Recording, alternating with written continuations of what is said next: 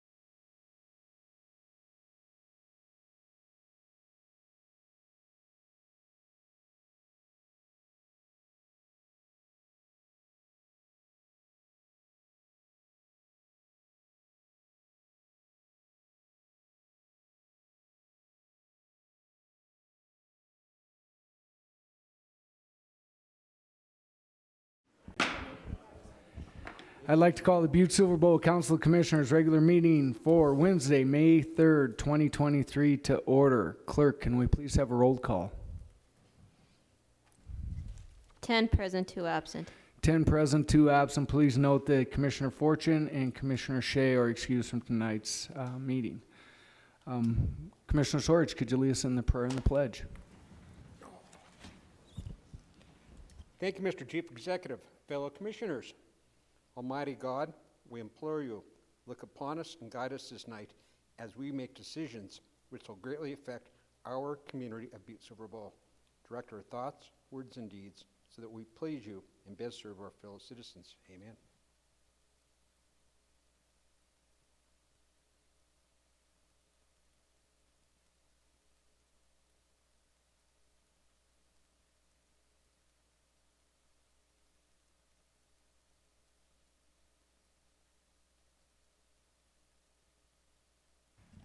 Next, we'll move on to the approval of the minutes. Commissioner Frederickson. Thank you, Mr. Chief Executive. I move to approve the minutes from the April 19th, 2023 regular meeting. Second. We have a motion and a second. Is there anything on the question? Could commissioners please vote?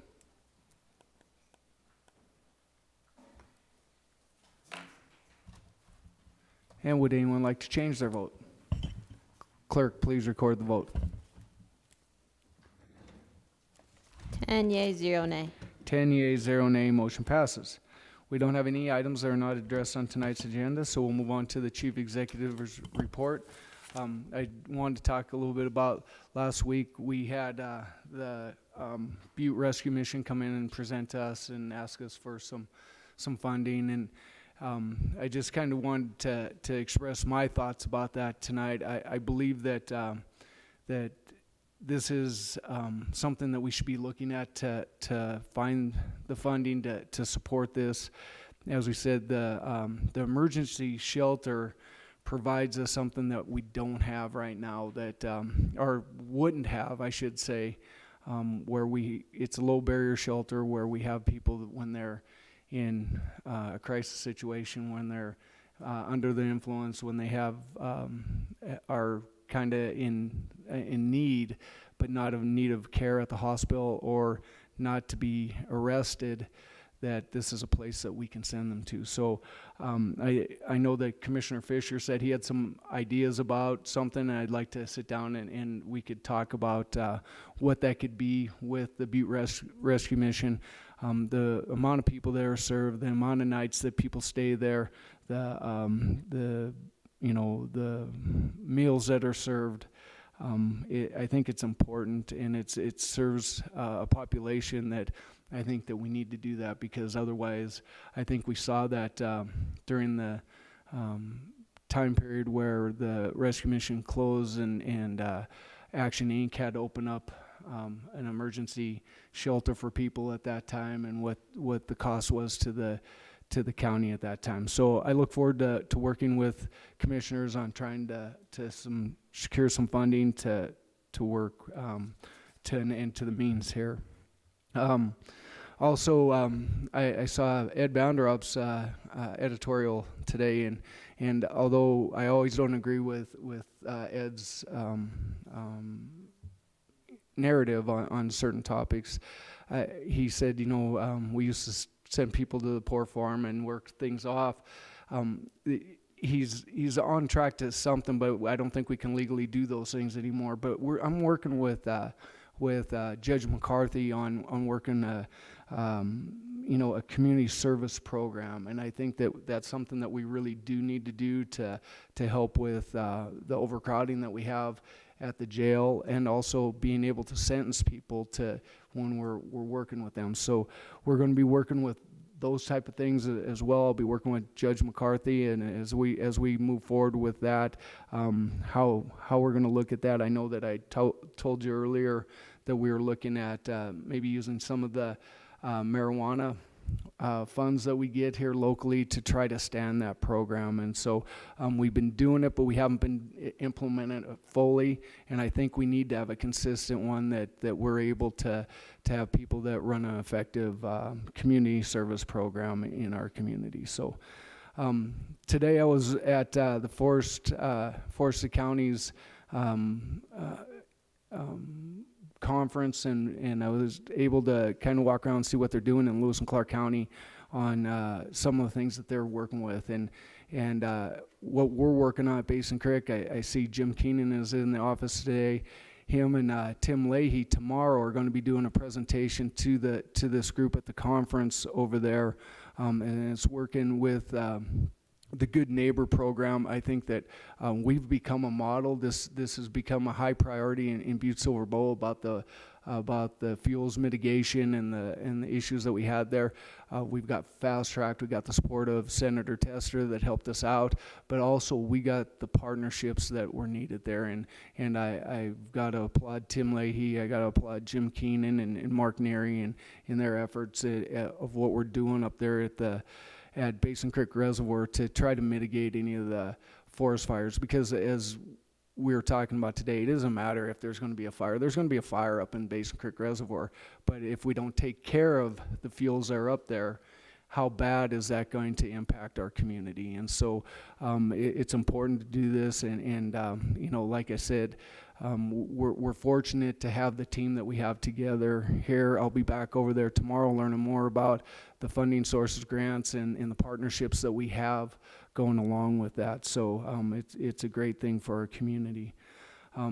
Lots of things going on in the community. I don't, if anyone reads the paper, I think they saw that we had a nice meeting on Monday talking to the community about you know, Superfund issues and the thoughts that the community shared with us and with the agencies. And I think that it's important that we listen, we go forward, and then we really take strong positions of where we stand here as a local government and work together with the agencies. But that doesn't mean that we always agree with some of the decisions that are made there, and we want to make sure that we are representing the community at every step of the way along as we go through that. So it was a really good meeting, and I appreciate everyone that attended there on Monday. So with that, I'm going to close tonight's Chief Executive's report, and we will move on to any public comment on any item on the agenda. If you'd like to come forward, speak on anything on the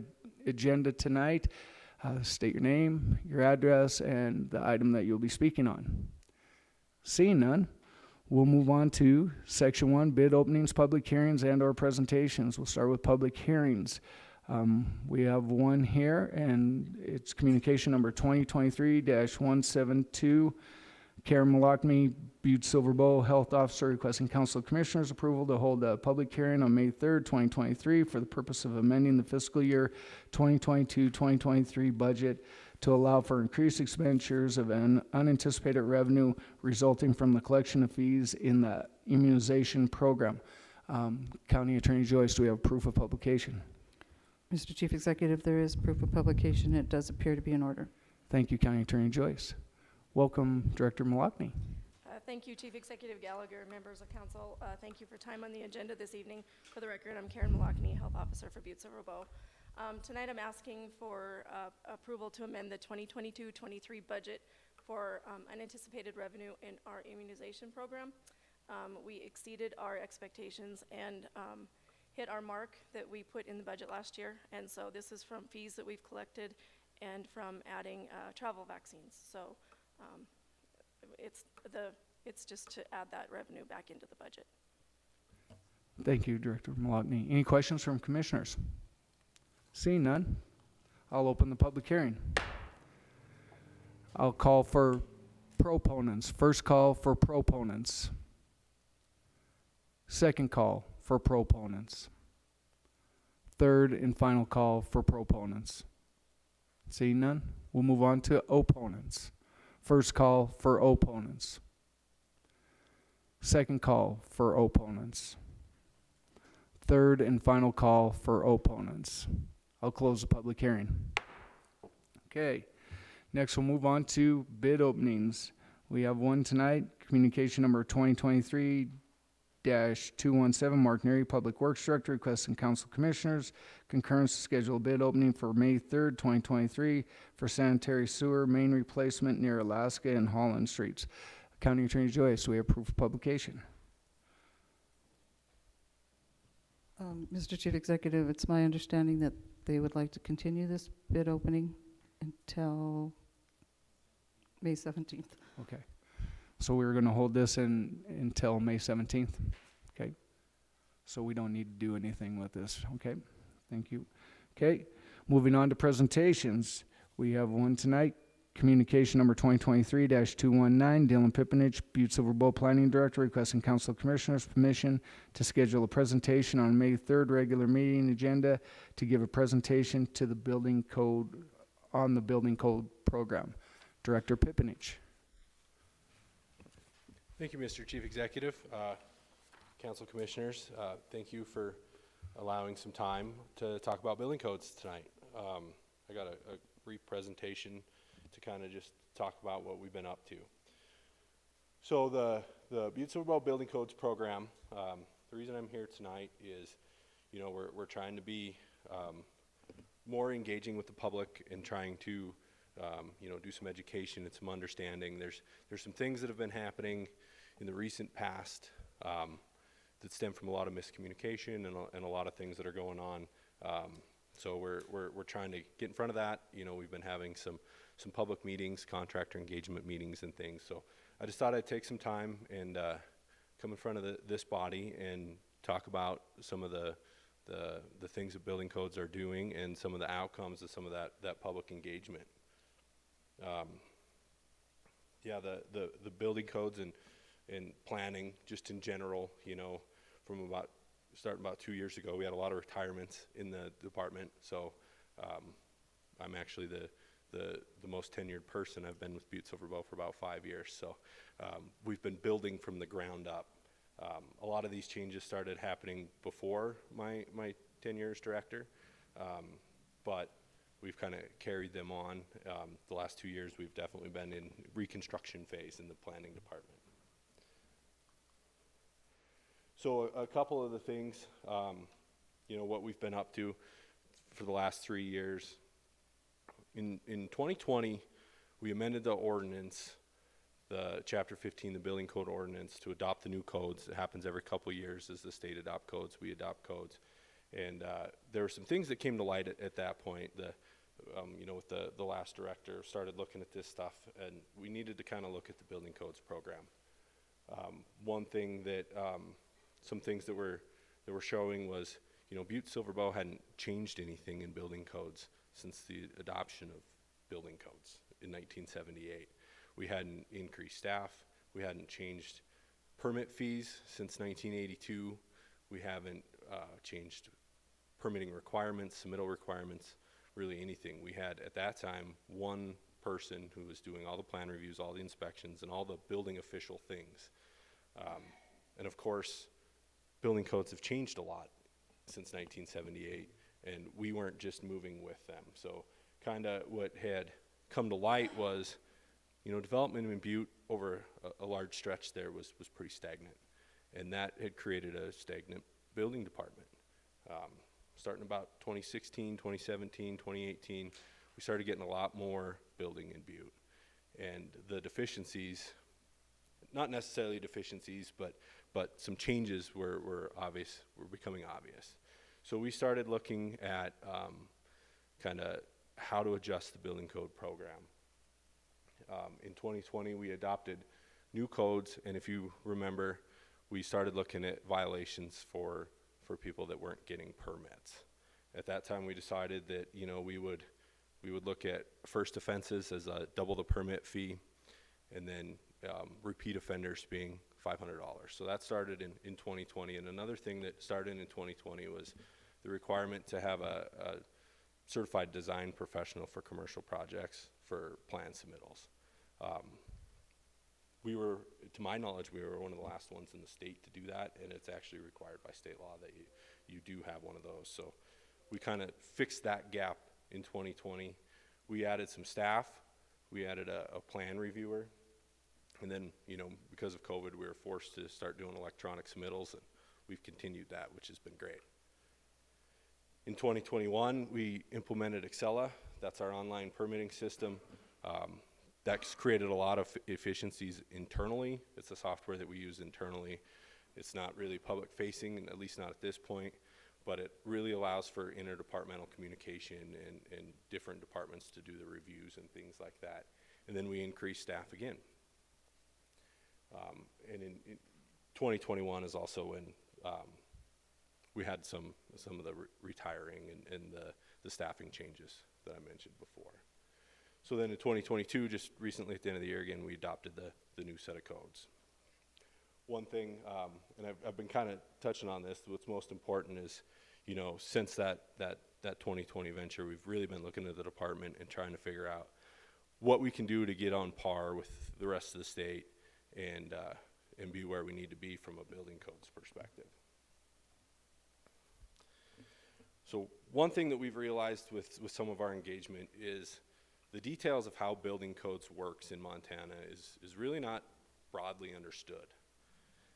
So the building code program is actually a state-ran program where it's what's called a certified local government. So we apply to implement the program on behalf of the state.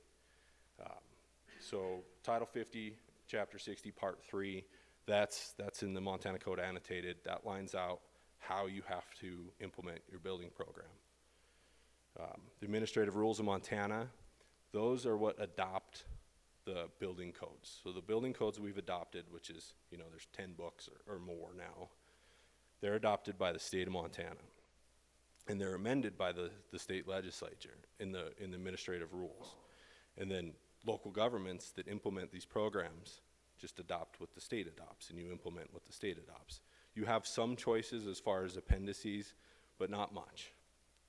So we adopt that in Title 15 of the Butte-Silver Municipal Code. Other things that the state requires are, you know, semi-annual reporting, the financials. All the fees from building codes can only be used for your building code program. That's one thing that we noticed in 2020 is, you know, we haven't increased fees, and nobody wants to see increased fees, right? But what is required of us has increased so much since 1982, and it's not costing us any more money. It's kind of a red flag as to are we keeping pace with what we should be doing? You know, we haven't even increased for inflation in 43 years, so that's kind of something that started triggered looking at that. Staffing requirements, they require all your staff to be certified in the international building codes. You can't inspect, you can't do plan reviews or anything unless you have those certifications from the state, and they're pretty stringent on that.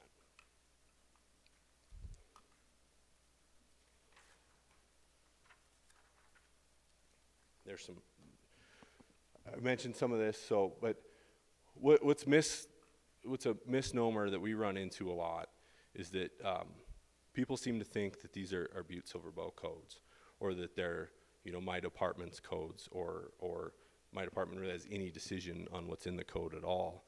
And it's 100% driven by the state of Montana. We don't have any local codes in the building code section that we really have any leeway on.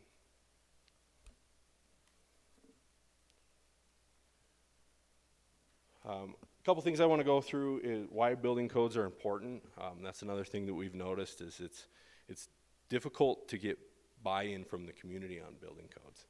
So this here, the building codes program safeguards individuals from potential hazards that are inherent to the construction of new buildings, as well as enlargement, relocation, repair, alteration, or change in use or occupancy of existing buildings. So that's straight off the state of Montana's website. That's probably the most generic answer of why building codes are important that you're ever going to hear. I mean, everybody knows they're health and safety, right? Like that's just common knowledge. That's intuitive. And when you're talking to people and you give them this answer of why it's important, you kind of get that blank stare that some of you are giving me right now. So let's talk about why specifically in Butte they're important. So this is a map of Butte, and the color-coded dots represent every structure in town. And you can see on the chart there, these are the age of the buildings. So from 1800, I think this chart at least said our first building was constructed in 1865. So from 1865 to 1920 is our largest section of buildings here. The red and the dark red, that's 2001 to 2022. That represents 1,500 buildings. So we've constructed 1,500 about buildings in the last 20 years. Every other building in our community is older than that, with the greatest one being older than 1920.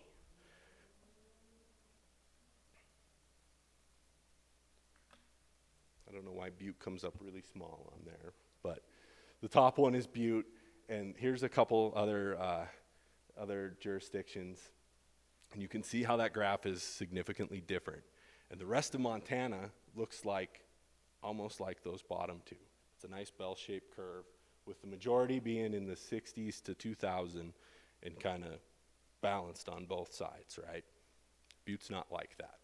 What does that mean for us? Well, the average life expectancy of a commercial building is 40 to 60 years old. A residential building is 60 to 75 years old before they need substantial upgrades. That puts most of our buildings at that point are overdue.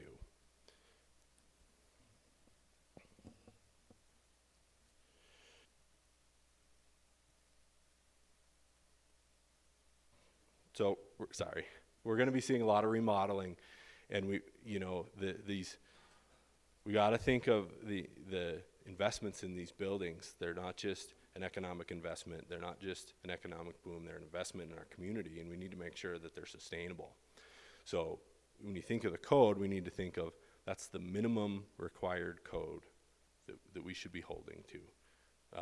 So we need to be making sure that these aging buildings, many of them are homes, and we don't want them to be, we already have a housing crisis. We need to be making sure that these buildings are being kept to code the best that we can. Here's some other tidbits of information. I don't know if anybody knows, but what does it take to be a contractor in Montana? You have to register with the state of Montana. You know what they require? They require two things. They require you to have liability insurance and workers' comp insurance. That's it.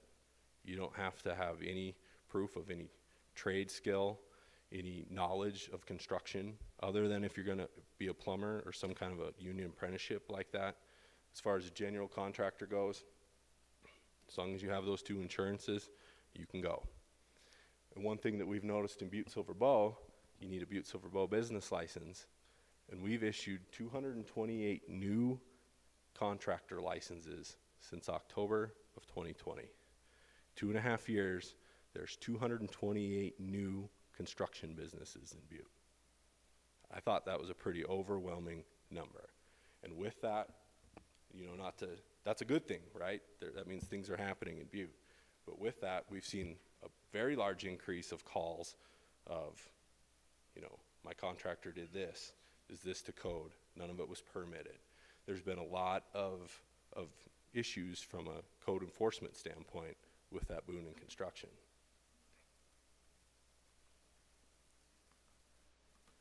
So let's talk about Butte and kind of where we fall with the rest of the state. This is probably, this is probably my favorite graph. So this graph represents the area of code in square feet. Now let me explain that. If you take the book and cut all the pages out and lay it out, this is the physical size of the building code, starting in 1973 up to 2018. So the first one was about 200 square feet. That's the number of pages times the size of the page. That's just physically how much code there are. You can see a huge spike in the 90s, and then in 2018, we are still more than double the amount of code that we had when we first consolidated. This is one book. This is the IBC now. We've adopted the International Residential Code, the Energy Code, the Plumbing Code, the Mechanical Code, and the list goes on and on and on. When you stack them up, the books that we review to are this high, and in 1979, it was one book that was about like this. So the requirements have changed a lot over the years. So I'm going to add a red line to this graph as to how Butte-Silver Bow has compensated that in the same time. We didn't change at all. It's a steady line. We adopted the new codes, but we didn't change our processes. We didn't change anything. So that was something that needs to be rectified, and that's what we started doing in 2020.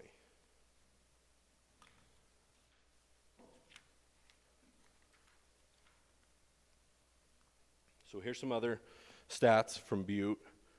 The 2021 valuation permit numbers are on top. In 2022, we did approximately $80 million worth of construction work. We permitted about $80 million worth of construction work. Again, I said that, I want to iterate that again, that's not just a good economic number. That's not just, it's an investment in our community. That $80 million isn't just the buildings. Those are the buildings that need to withstand the test of time in our community. Every time we build something, it's not just private property. It's not just a new franchise on Harrison Avenue. Those are what's going to be standing, for our future. So that $80 million is an investment in our community. Here's some other things that we noticed when we started diving in is some review times for permitting. For commercial construction, our responses to commercial building permit applications on average last year was 20 working days. That's far and above the state average for most of the bigger jurisdictions was 40 to 60 working days. But the next stat is what we've really been trying to change. The average time then from permit to permit issuance was 60 working days, where statewide it was 50 to 60 working days. While that might seem we're on par, they're taking 60 working days to review it, and they're issuing it in just a couple days, where we're requiring corrections that are taking almost 3 times as long as it took us to review in the first place. So we started asking ourselves, what's causing this? Are we reviewing too much? Are we diving too deep into the code? Should we be catching more things on inspection? Our philosophy was that it's easier to change things on paper than it is in the field. It's a lot easier to change something on a drawing than it is to remove a wall or change something at a construction project. So we really started diving into that and started looking at, what are other places in Montana requiring, and where do we stack up there? And this is all with help of the state of Montana. Like I said, they're overarching over everything, so we're trying to figure out, where we need to be. This table shows other communities' requirements for plan submittals for construction projects. Butte's on the right over there. These are just things that you find on their permit requirements. We were significantly less than other cities, almost other cities. If you would have looked at this diagram in 2019, we probably would have only had 3 X's under Butte instead of 7. So we've increased a little bit. We're trying to get to where we need to be, but it's also, we don't want to rip the Band-Aid off and snap out of the dark ages in an instant. So we're working towards it.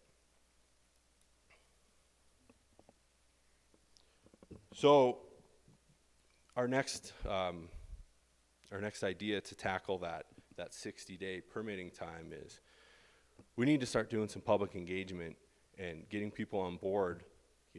Let's be up front. Let's be proactive. Let's have everybody understand what you need to submit up front. Then we're not having this back and forth if you don't have enough, and each review time just stacks up time. So let's get out and have some public meetings. Let's let everybody know what they need to submit, and let's go from there. One thing I also want to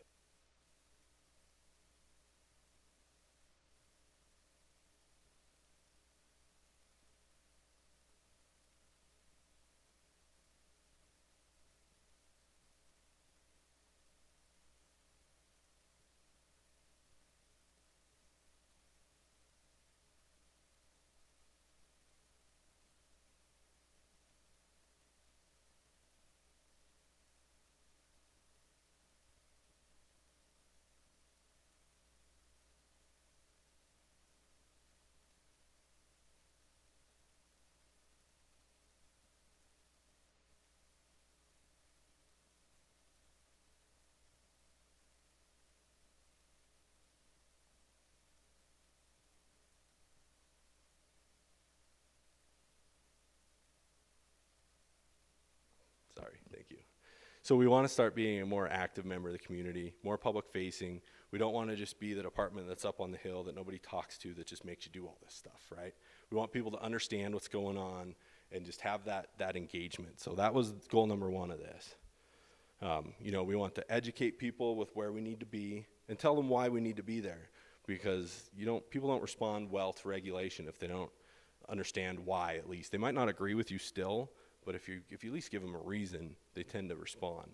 So we wanted to educate, we wanted to listen to the other side, respond to their concerns, and work together and adjust as we need to adjust. I mean, we're a young department too, and we definitely need to make some changes too. So with both of these, we had the commercial project presentation on January 30th and the residential one on March 27th, and we had quite the participation. You know, we took roll at them. We had a sign-up sheet, but there was over 50 people at each of them. I think we had them out at the EOC, and they were, for the most part, well received. You know, I mean, let's be honest, building codes can be a hot button topic. A lot of times, that's not a, that's, you know, there's nothing wrong with that. But we're really trying to resolve that disconnect.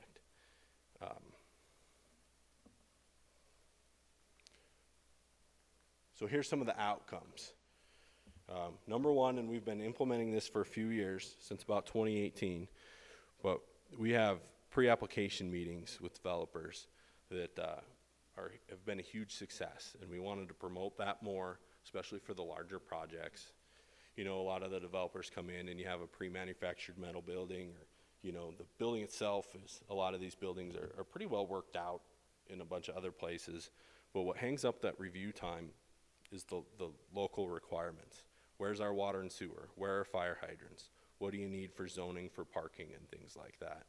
Those site-specific things. And with these pre-application meetings, you have the chance to sit down with everybody that's going to be reviewing it from every department. So, you know, Director Neary's in there all the time. The roads department's in there all the time. The fire department's in there all the time. The health department's in there all the time. And you get to hear, before you get too far down your design, of what some of those site-specific or local requirements are going to make your project different from where you've built it other places. And we've had a huge success with that, and it's led to a lot faster turnaround time on the projects that do those pre-application meetings. There's a lot less comments back from the first review. Other things that we heard about was, you know, the design professional requirement that we added in 2020. That's a cost for developers and contractors to hire an architect or an engineer to design your commercial building or your site. That's definitely an added cost. But, you know, it's a needed one. Not only is it required from the state, but codes these days are so complicated and they're so different, you know, that's why architects go to school and have a career, is for these larger commercial jobs. And it's a really big benefit to everybody to have that on board. We have a waiver requirement, so if you're doing, you know, some small commercial remodeling where you're moving on a non-load bearing wall or you're not really changing anything, you can ask the waiver from that. But for the most part, we require it. And we heard some comments back on that's, you know, that's pretty expensive. Another comment we heard is the required submittals, that we require a lot more submittals than other places in the state require, and that there's things that we don't need to be looking at. And you know, from our investigations, that's simply inaccurate. But review times. The second thing we heard is it takes too long to get a building permit. And I don't disagree with that. That 60 days, you know, is a long time, and that's the thing that we're trying to correct. You know, other places in the state, like I know Missoula's really struggling with, they're inundated with so many applications that they are a long ways out, and that's something that we want to avoid. We want to welcome development in Butte. We want you to come and be able to get a permit, you know, as fast as you can, as long as it meets our requirements. So one of the suggestions was, you know, if we could get a permit in 10 days, that would be really good. Some of the other things that we heard were multiple department reviews. You know, when you apply for a commercial building permit, the fire department looks at it, public works looks at it, the health department looks at it, planning and zoning, building codes. There's 5 or 6 different people that look at it, and that coordinating that effort can really help. And we've made some changes in that regard too. You know, planning has taken the lead and sends out plan review letters. We wait for comments from everybody. We're the point of communication for developers. That seemed to really help. And then the last 2 things we heard are our stormwater requirements are too onerous, and historic preservation requirements are onerous. So that's just to list the things that we heard from those public engagement. Looking forward, you know, the outlook for next year, we have some proposed developments. They're not, you know, completely for sure yet, but they themselves are over what we did total in building last year. You know, the building department, we need to have this put together. We need to be on our toes, because we, A, don't want to compromise life safety or any of our requirements. B, we don't want to hold these developments up. We just need to be kind of ready. And a lot of these developments, you know, or even the interest in our housing stock, we just, you know, we need to be proactive. We're not stagnant anymore. So some next steps that the building department's going to be doing, you know, we're going to continue that community engagement.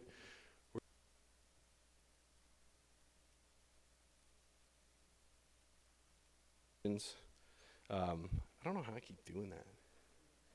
I want people to be able to be comfortable to come in and ask questions. You know, like I said, it's a lot easier to make changes when you're in that design phase than even when you paid an architect to do a whole design and then we're making them change it because of some local requirements. And we want to be able to adjust with the requirements of the building community and the development community and the community as a whole. So we're going to keep doing that.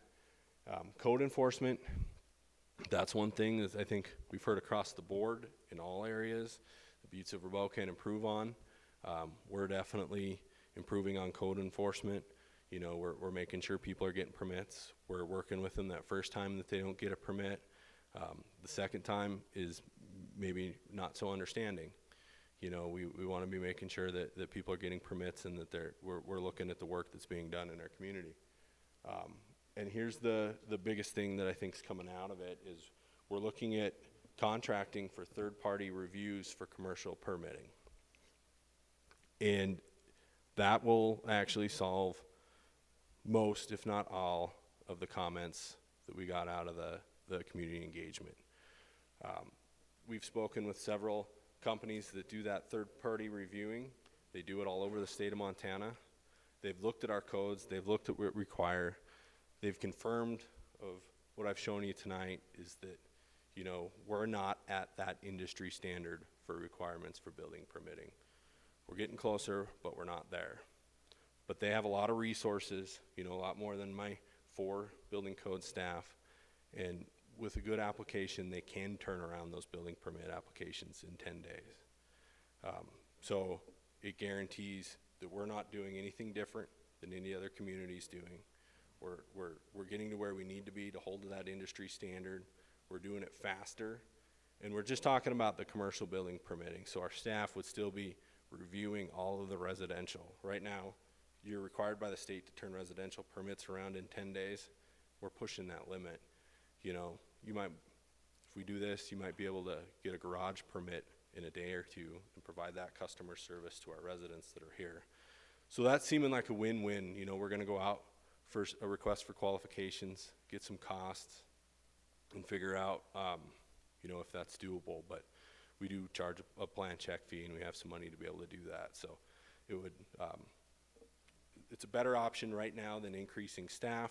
You know, you increase FTEs, that's some liability on the county, but to be able to utilize some contractors to kind of bridge that gap, it makes a lot of sense.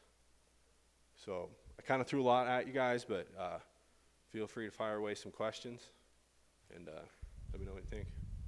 Thank you, Director Pivenich. Do we have any questions First, Commissioner O'Neill and then Commissioner Frederickson.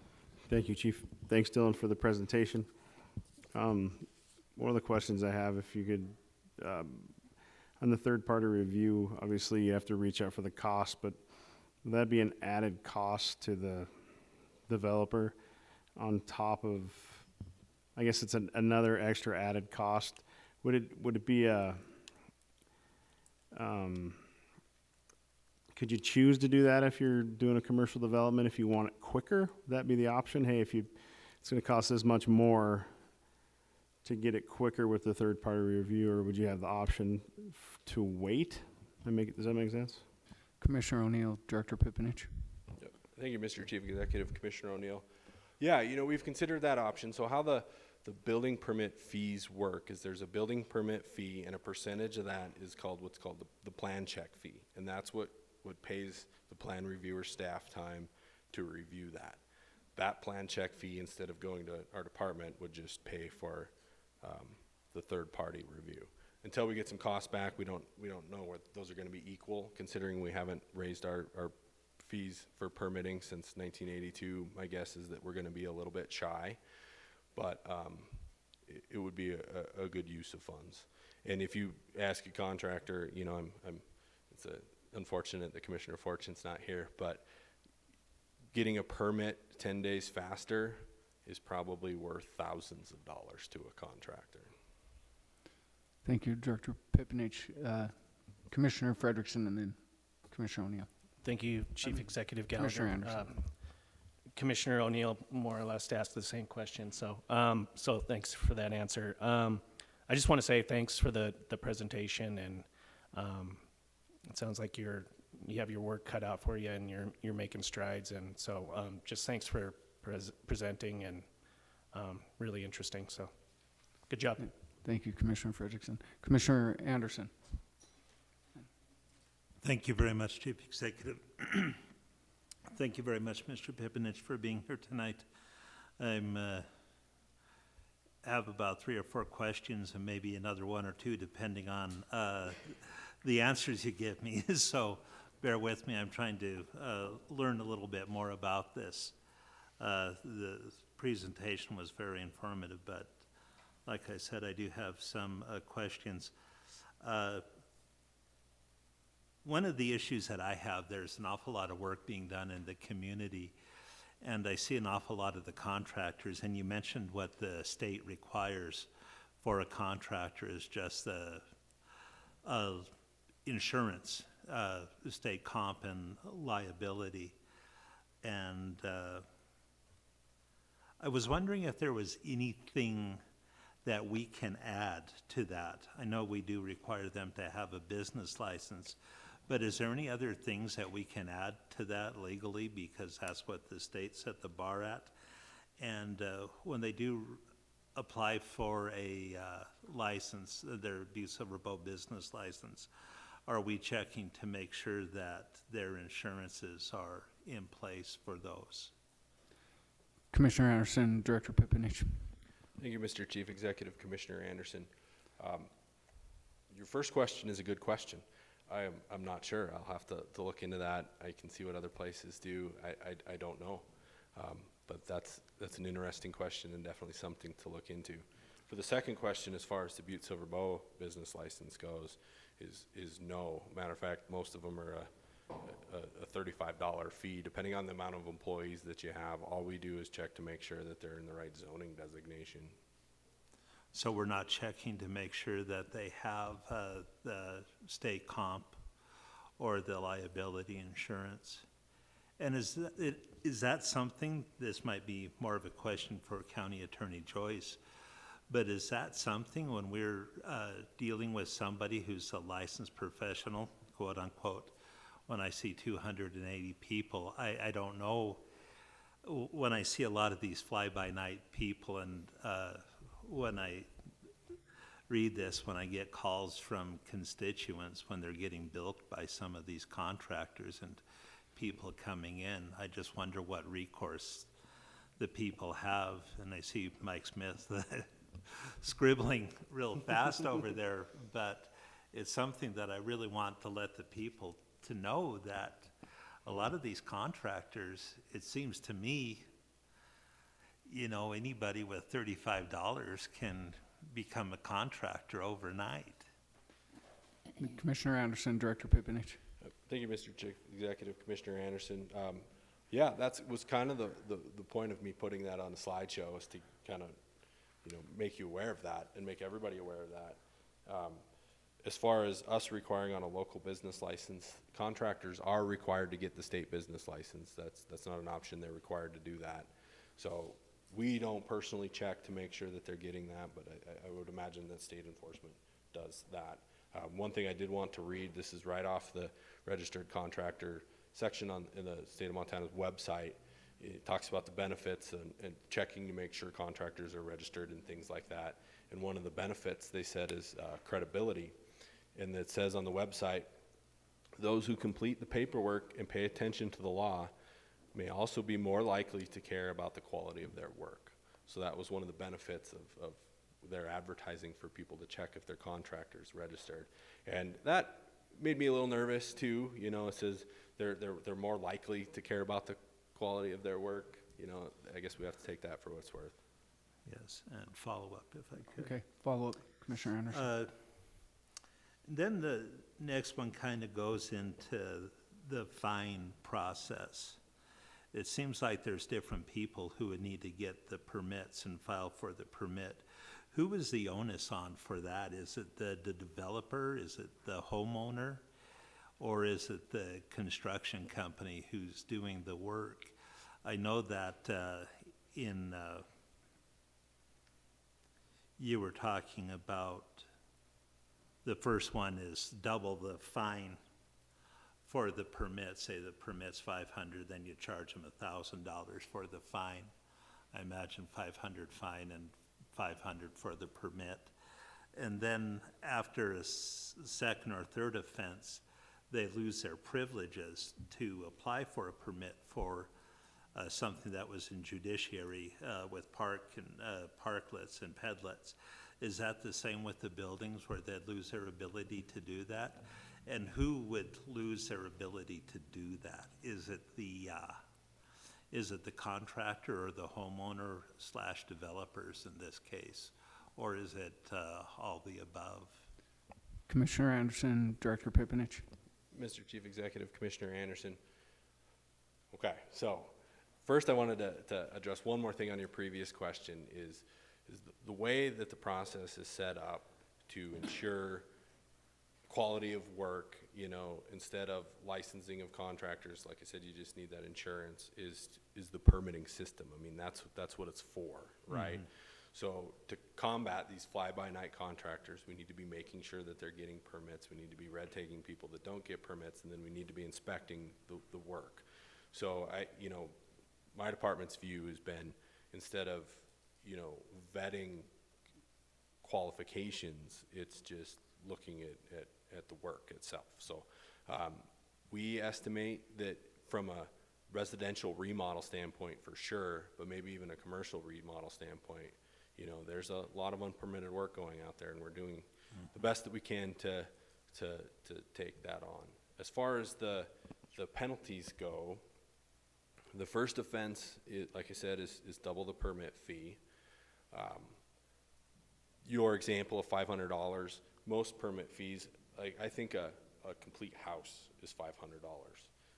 Like a lot of the ones that we're catching are like roofing contractors, where the permit fee is $40.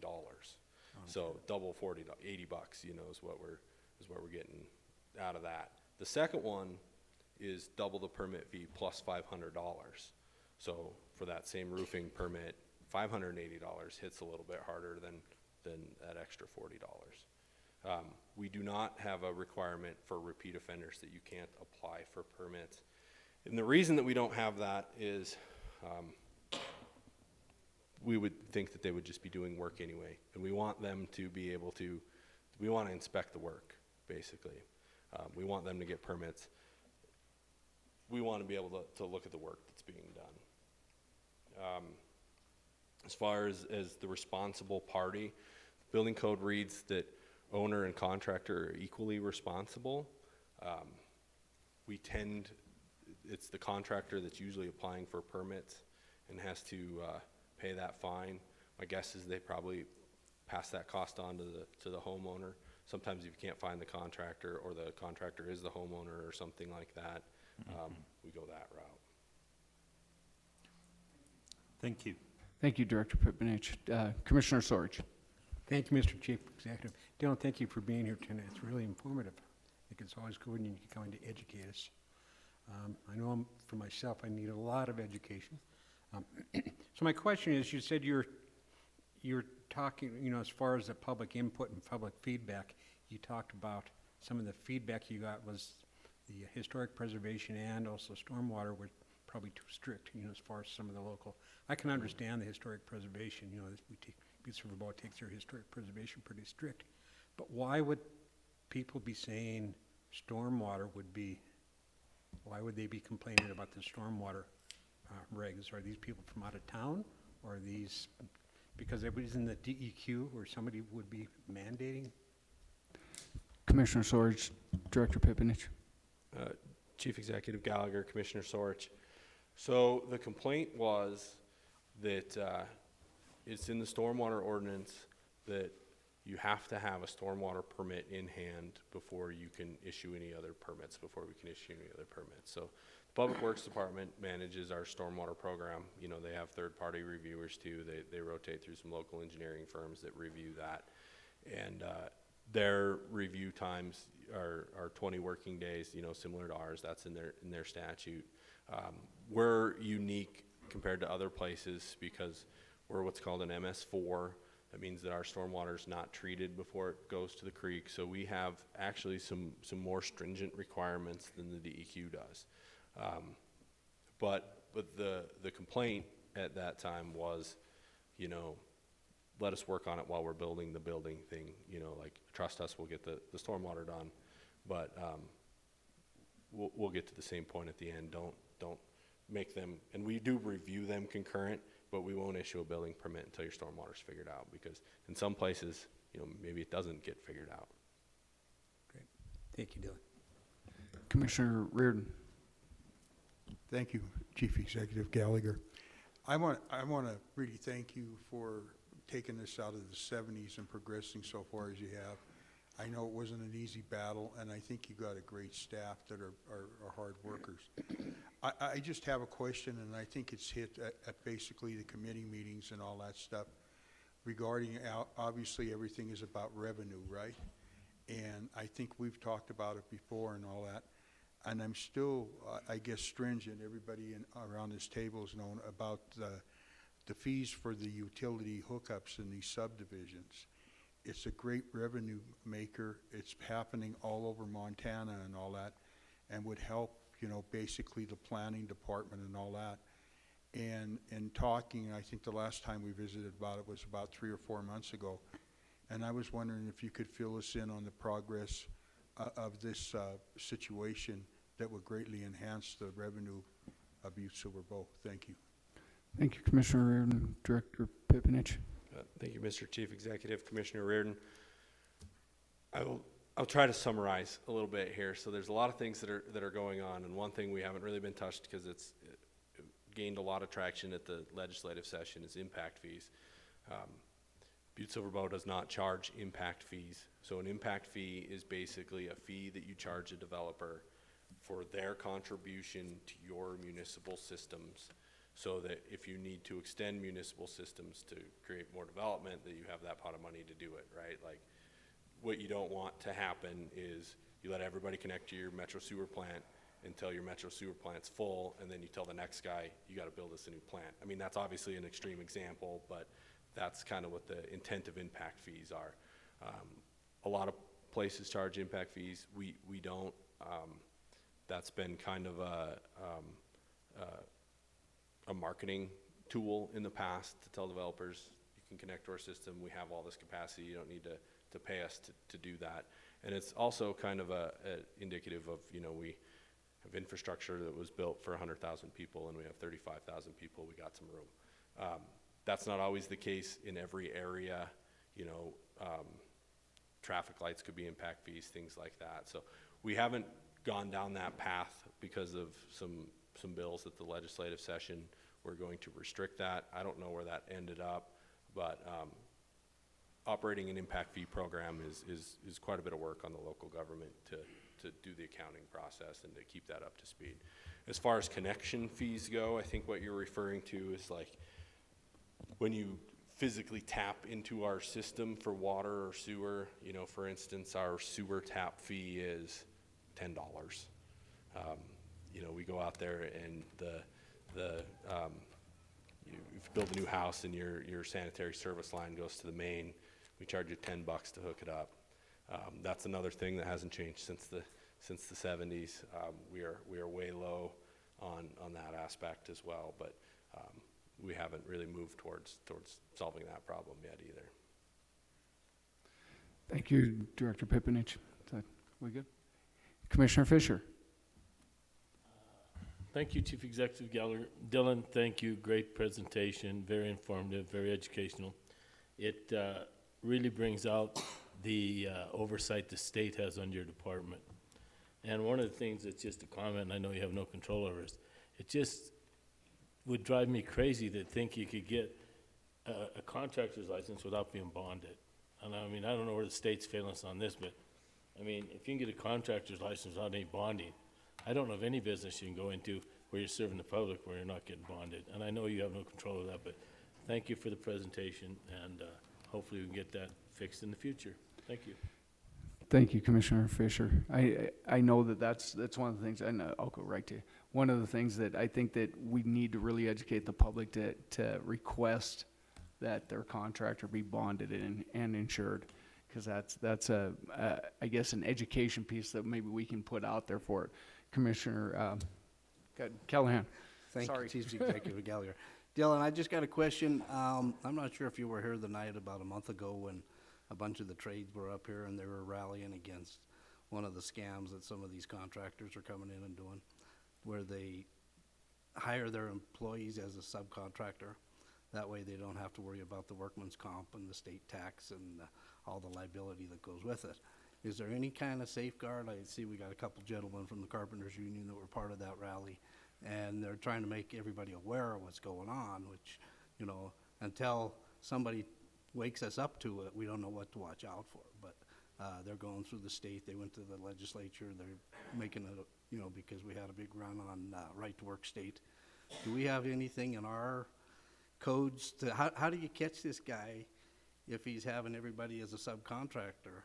Well, if you're a subcontractor, you also have to have workman's comp. You have to have that. So how do you catch every employee? Do you go in and check every employee to see if they have those to be able to be a subcontractor? Or do we have a safeguard to catch that? Commissioner Callahan, Director Pipinich. Thank you, Mr. Chief Executive. Commissioner Callahan.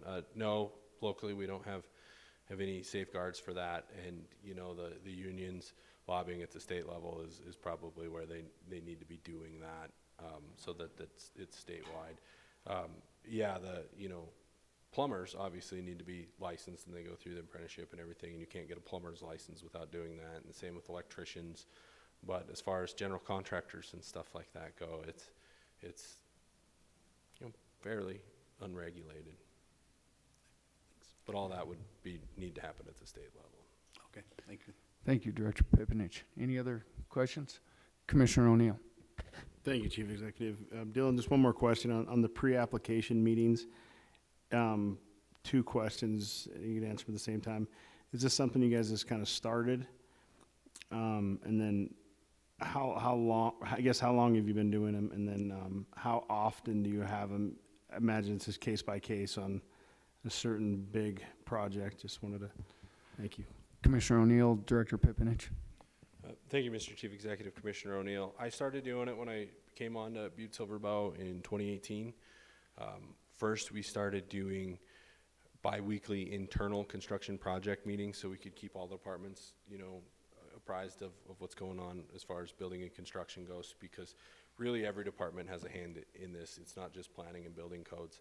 You know, there's just as many requirements in public works and fire and health and all that. So that's one thing that we've just been really trying to work towards for, you know, the last 5 years or probably more, is better interdepartment coordination.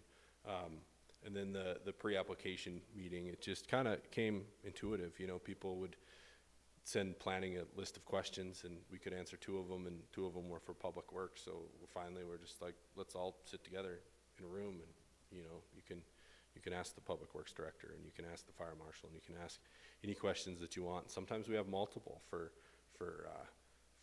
different projects. We don't require it. You know, we don't want to make people have to do that, but it's definitely something we offer to every development that comes to my office with a proposal, and they've been greatly accepted. You know, we get compliments from it all the time. At the end of it, we send a recap letter that states everything that we talked about, and so that everybody's on the same page. And that's the biggest thing, is getting everybody, not only locally, you know, in Butte-Silver Bow on the same page, but on the same page with the design team for projects is very beneficial. And we've, you know, most of the comments we've heard back is, nobody else does this, nobody else takes the time or has the time to do this. And, you know, I hope that we don't get so busy that we can't do it anymore. We're gonna make sure that we don't. We'll keep staff up to do it. Thank you, Director Pipinich. Any other questions? Commissioner Anderson. One more question, well, kind of a 2-part question, I suppose. Trying to formulate it in my head exactly right. One of the biggest components about this, it seems like, is education to the public, and especially for us, and thank you for the presentation because it is very informative, but you mentioned a few times getting the word out to the public and so they understand and everything else. And I imagine a lot of this is fairly easy to find, or not so easy to find for a lot of people on the website. I look at a lot of our population in town, and a lot of it is fairly elderly, and I know that a lot of people have trouble finding things on the internet. When I get a call, I tell people often they can get it on the internet, and they go, I don't do internet, and it's like, I'll figure it out and let you know later. But in that regard, just kind of a comment, thank you for this presentation, and thank you, Mr. Smith, for writing about it and for your story in the very near future, I imagine. But I don't know if it would be a question for you or Public Works Director or Chief Executive, but would it be possible and feasible in your mind to put together a list of some of these frequently asked questions and what people need to look for and throw that in the water bill so we could send out like a warning to everybody that this is the importance of building codes, this is what you should look for with your contractors, and this is what we require. It seems like it would cut down on help with the permitting if everybody knew what was going on. If they have a water bill, those are the ones who are gonna be doing a lot of this building codes, especially for remodels, and who are gonna get hit by the shady business dealing. So it would seem like a good opportunity to hit a lot of these points that you're talking about, is putting something out there in the form of a flyer or something. Is that something that we could throw in the water bill mailings? Commissioner Anderson, I think that that's something that, you know, I could work with Director Pipinich. I believe that they have informational pamphlets that they have within their office, but I think that it would really need to be concise. The only challenges that we have is that our population is I think we have mailings of about 10,000. I'm not even sure, 12,000. So that hits, you know, that misses a lot of our population as well. But yeah, I guess I would have to ask Director Pipinich if that was something that we could do. Is it something that we can make concise enough that would be informational? We don't want to make it too confusing for him, but yeah. Director Pipinich. Thanks, Chief Executive Gallagher, Commissioner Anderson. Yeah, we've kicked around a lot of ideas. We've done that before. It's been a while since we've done that. And you're right, we have a lot of frequently asked question sheets and a lot of handouts and flyers and available at our office. And one thing that was brought up at the last public engagement was Doug Stordahl from Triple S offered that we make like a little kiosk at Triple S, so when people are buying lumber or buying tools or something like that, you can see that, you know, did you get a building permit? Do you need a building permit? What's the advantages of getting a building permit? You know, one thing that I like to sell all the time is like, you get a couple $100 permit, and really what you're purchasing is the ability to call an inspector and ask any building questions you have at any point during your project. He'll come at any day, you know, and I really want to promote it as not a regulatory thing, like this guy's here to catch you doing things, but this guy's a wealth of information that you can call him to come every day. It doesn't cost you anymore. You pay for that with your permit. So yeah, I like the idea of, you know, putting it Triple S or the other building suppliers. We started hopefully I don't regret saying this, but we started a Facebook page, so like and follow our planning department Facebook page. But, you know, realistically, you got to get on that social media bandwagon, and, you know, we just need to be more involved. Thank you.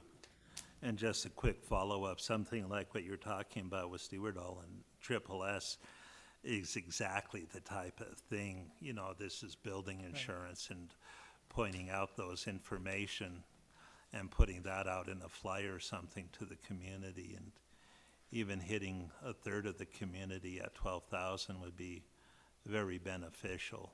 Sure.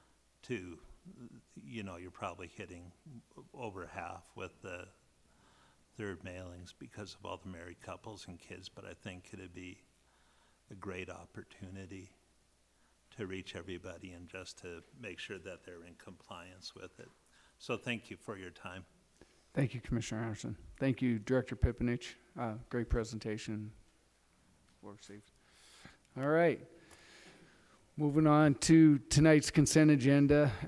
We have A 1 through 4 and B 1 through 32. Do we have any friendly amendments and or segregations?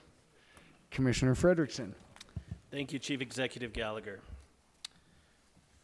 So we have a couple friendly amendments to the agenda, and I want to apologize for the delay earlier and thank Commissioner Thatcher for pointing these out.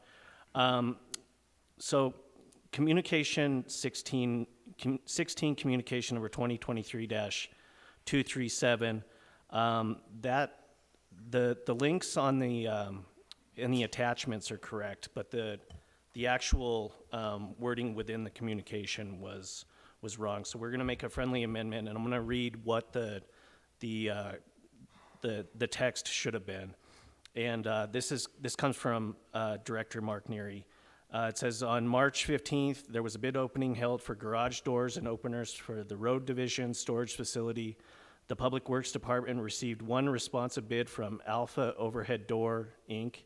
This agreement allows for the purchase and installation of 12 garage doors and openers for a total cost of $118,066.84. I am requesting council approval for the chief executive to sign the agreement with Alpha Overhead Doors, Inc. for the 12 garage doors and openers. So we're going to make that change on the agenda with that communication, and then hopefully we'll still concur and place on file, and we can hopefully get to work on these garage doors. The next friendly amendment is 17 communication number 2023-238. That one should just go away. Right? No, that one's going to be moved down to 18 communication number 2023-239. The attachments within that. No, I think they are what we like. Goes to 17. Oh, right. Thank you. So the wording for 16, Jim Keene, Water Plant Superintendent, requesting Council Commissioners authorization to have Chief Executive Gallagher sign an amendment number 1 to the Great West Engineering contract for Basin Creek Dam number 1, should be the wording in communication 17 within the text. So it's still the same links and everything, but that text should be in 17. And then 17, and then 18 is correct. If you notice, the text is Correct. correct. Okay. Yeah. So the friendly amendment is on 16. That would be the text that has the garage door communication in there will be changed. Communication 17 will move the information from number 16 to 17. It just was a mix-up in the different, as it was posted on tonight's agenda. And then I also have a segregation, if we're okay on that. Okay, segregation, yep. The segregation will be 23, communication number 2023-243. Okay. So segregating that. Any other segregations tonight? Commissioner Mankins. I would like to just segregate number 3, communication number 2023-224.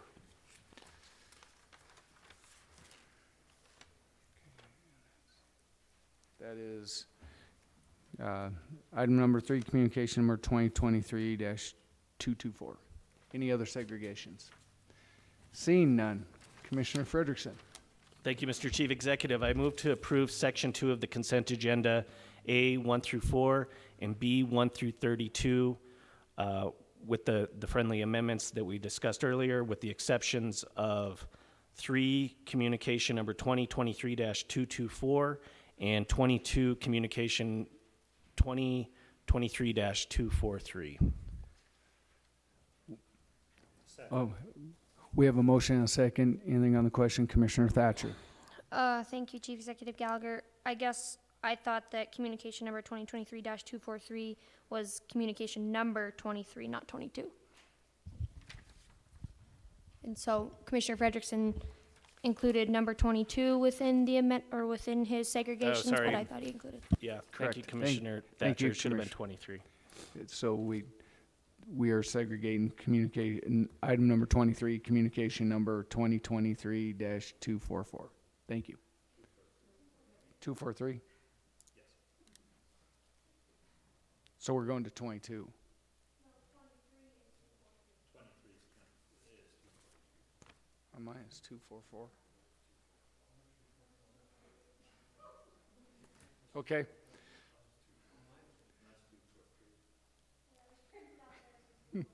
What is the correct one? I get it, but I'm just saying. Oh, yeah. Well, Chief Executive, if I may. So yeah, the printed version is to 2023-243. Okay. But posted online, it's communication number 2023-244. So I would think I would need a little direction from the county attorney. Mr. Chief Executive, Okay. the Clerk and Recorder's Office has just indicated that the first time the agenda was printed, the numbering was off. Is that right? And so then it was republished with the correct numbering. So it is supposed to be 244. 243, right? What's online right now is the correct version. So Okay, it's and what's 243. on right now is 243. Yeah. Okay. So, so the online version is 244. So I will change my segregation to 23 communication number 2023-244. All right. So there was a mistake on the original one that was posted, and now the corrected version is online currently, and so that would be communication number 2023-244. Commissioner Thatcher. Thank you, Chief Executive Gallagher. So I guess my question would be, on my version, 243 is the public hearing, 244 is the presentation.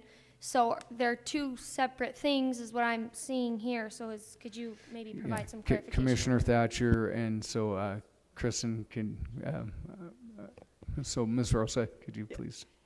Kristen Rosa, Community Development. I am requesting to have the public hearing, so on all the communications I see, it's number 2023-243. I need the public hearing switched from May 17th to May 24th. We will still hold the presentation on May 10th. So now we need So we're gonna. I don't even know I have the one that's not correct. So yeah, my segregation is 2022, communication number 2023-243. Okay, so, we're not segregating item number 23, we're segregating item number 22, communication number 2023-243. So,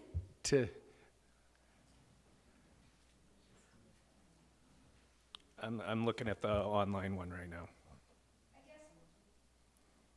okay, Commissioner Thatcher. I guess maybe we should go off of one and stick with it, because 23 on the printed version, communication number 2023, number 23 is the communication that Director Rose, or Mrs. Rose is asking for on my sheet. Number 22 on my sheet is for Kate Woods, which is a completely different communication. So I think we need to go to one communication and agree on it.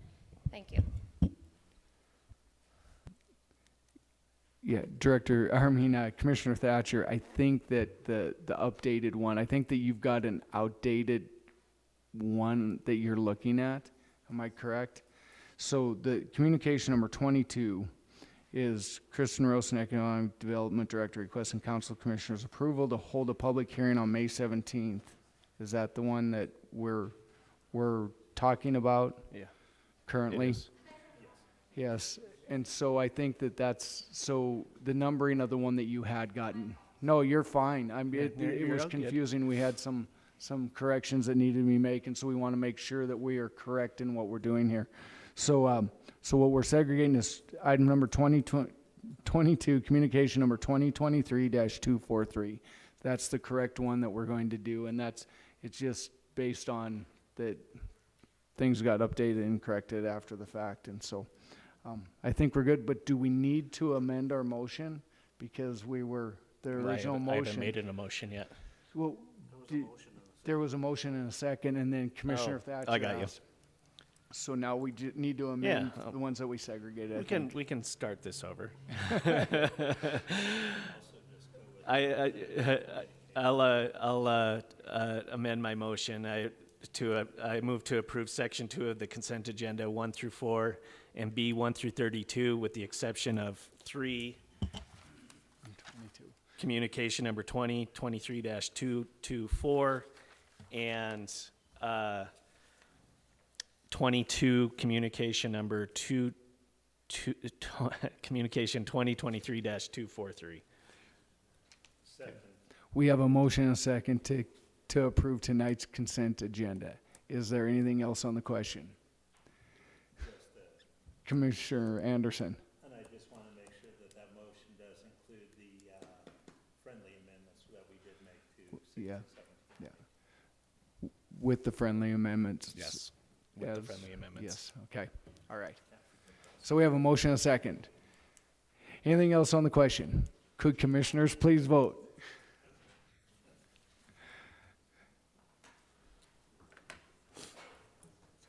And would anyone like to change their vote?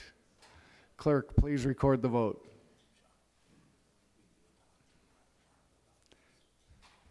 Ten yea, 0 nay. 10 yea, 0 nay, motion passes. Moving back to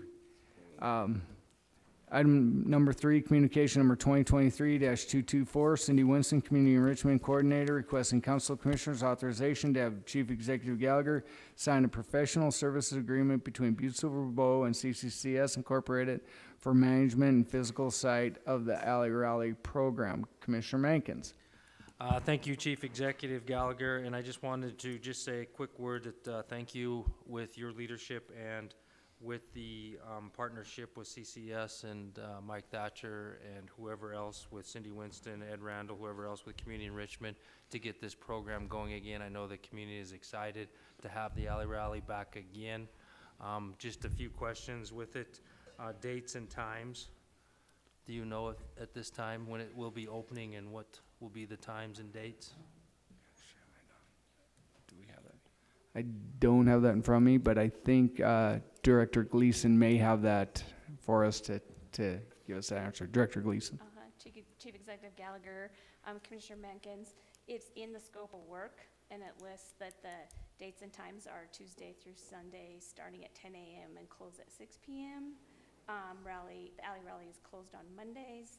The alley rally will be open on Saturday and Sunday, starting at 10 a.m. and close at 6 p.m. So all those details are outlined. I believe it begins May 16th. Yes, it's also in the scope of work. It begins on May 16th, 2023, and then ends on closes. August 6th, 2023. Yes. Okay. Thank you, So- Director Gleason. One Okay. more Okay. question or follow-up, Chief Executive and Director Gleason. Is it at the same location? I can answer that. So that it is at the same location it was last year, where it's behind the roundhouse. That is correct, off of Continental Drive. Great news. And just with that, then I would like to concur and place on file communication number 2023-224. We have a motion and a second to concur and place on file communication number 2023-224. Is there anything else on the question? Could commissioners please vote?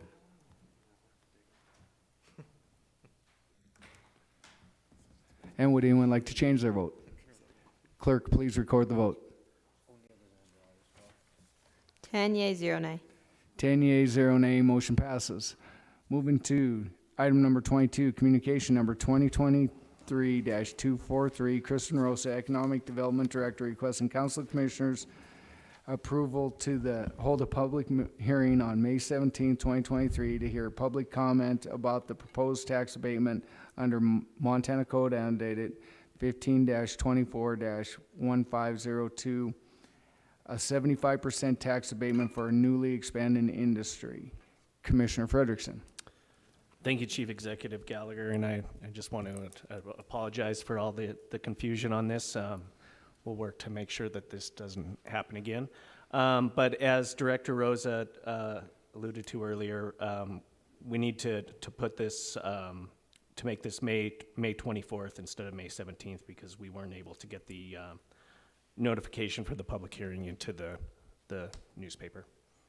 So I'll make a motion to hold this in abeyance. We have a motion and a second to hold this in abeyance. Is there anything on the question? Could commissioners please vote?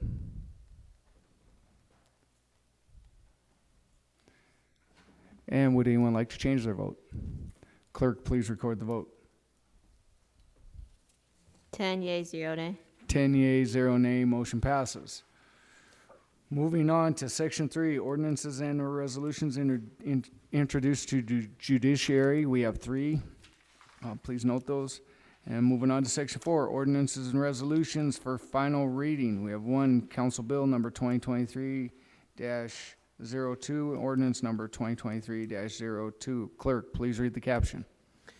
An ordinance amending Chapter 12.17 of the Butte-Silver Municipal Code, BSB-MC, entitled Parklet Pedlet Permits, and specifically adding a new section 12.17.110 entitled Violation Penalty, and providing for an effective date herein. Commissioner Frederickson. Thank you, Mr. Chief Executive. I move to place resolution number 2023-02 on final reading and passed, having been deemed fully read at length. We have a motion and a second placing Council Bill number 2023-02 on final reading. Is there anything on the question? Could commissioners please vote?